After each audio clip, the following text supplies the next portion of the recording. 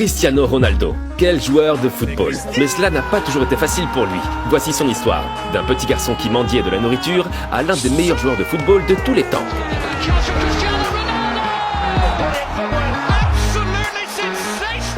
Tout a commencé ici, le 5 février 1985, sur l'île portugaise de Madère.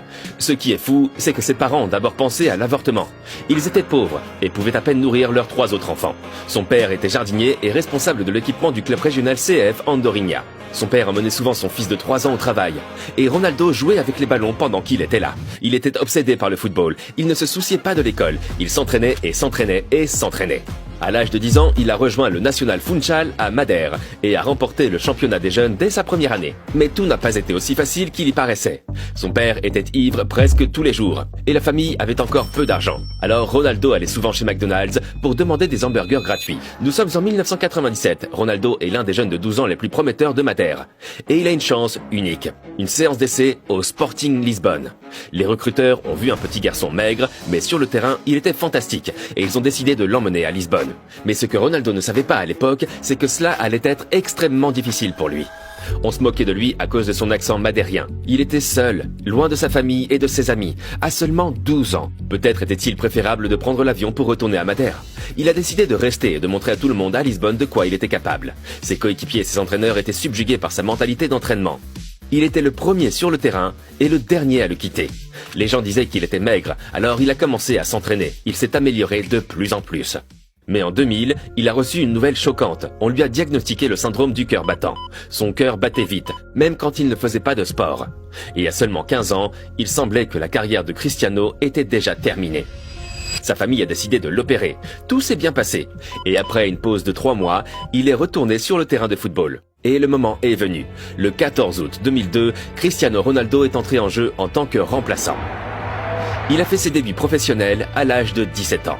Son rêve est devenu réalité, mais Ronaldo ne faisait que commencer.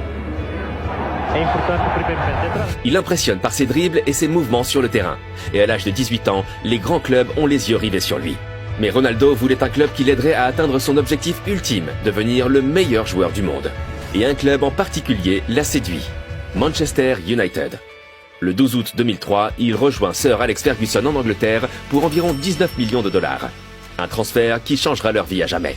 Au début de la saison, Ronaldo voulait le même numéro que celui qu'il avait à Lisbonne, le 28. Mais Ferguson a vu en lui un grand homme et lui a donné le légendaire numéro 7 de Manchester United, porté par George Best, Cantona et Beckham. Et le 16 août 2003, le premier jour de la nouvelle saison, le jeune Ronaldo est entré à Old Trafford pour la première fois. Here is Ronaldo again. En outre, il gagne désormais environ 2 millions de dollars par an. Il a réussi. Il est passé du statut de pauvre garçon mendiant des hamburgers à celui qui avait aidé toute sa famille à sortir de la pauvreté. Mais il y a des problèmes. Malgré des débuts réussis, il a du mal à s'adapter au style de jeu anglais. Il est encore faible physiquement, et ses astuces ne sont pas encore bien perçues par ses coéquipiers. Manchester United a terminé 3e, et Ronaldo n'a pas toujours été à la hauteur des attentes. Mais il restait une chance de sauver la saison. Finale de la Coupe d'Angleterre, Manchester contre Millwall. C'est 0-0 et nous sommes à la 44e minute. Ronaldo a aidé Man U à gagner et il a remporté son premier titre. Mais quelques semaines plus tard, son cœur s'est brisé. Été 2004, championnat d'Europe dans son pays d'origine, le Portugal. Et lui, le jeune homme de 19 ans, a été nommé dans l'équipe finale, aux côtés de légendes comme Figo et Deco. Ronaldo s'est frayé un chemin dans l'équipe de départ pendant le tournoi. Et le Portugal, porté par les fans, a fait l'incroyable. Ils ont atteint la finale et étaient même le favori contre la Grèce. Ils ont bien joué et ont eu de bonnes occasions. Mais ensuite, la Grèce a marqué et a gagné l'Euro. Le Portugal et le jeune Ronaldo ont été dévastés. Au cours des 2 années qui ont suivi, Ronaldo est devenu l'un des meilleurs joueurs de Manchester. Et lors de la saison 2006-2007, Man U a joué une saison extraordinaire. Et Ronaldo a changé par rapport à sa première saison. Il était physiquement fort maintenant, savait quand dribbler et quand passer la balle. Et nous avons vu pour la première fois un tir que Ronaldo a montré tout au long de sa carrière, le knuckleball. Ronaldo, that's better. That's a whole lot better. Et à la fin de la saison de Premier League, il l'a fait. Manchester United a remporté la Premier League. Il a gagné son premier championnat. La saison suivante était encore meilleure. Manchester a de nouveau remporté le championnat et s'est qualifié pour la finale de la Ligue des Champions. C'était contre Chelsea. Et à la 26e minute, était-ce la victoire? Lampard égalise. Le match se termine au tir au but.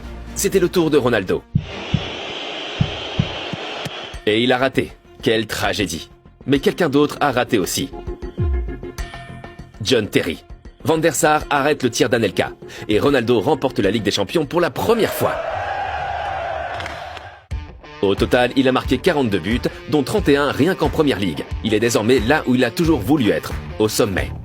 Et puis, le choc. Il s'est blessé à la cheville et a dû se faire opérer. Il a manqué 11 matchs et beaucoup craignaient qu'il ne soit plus le même.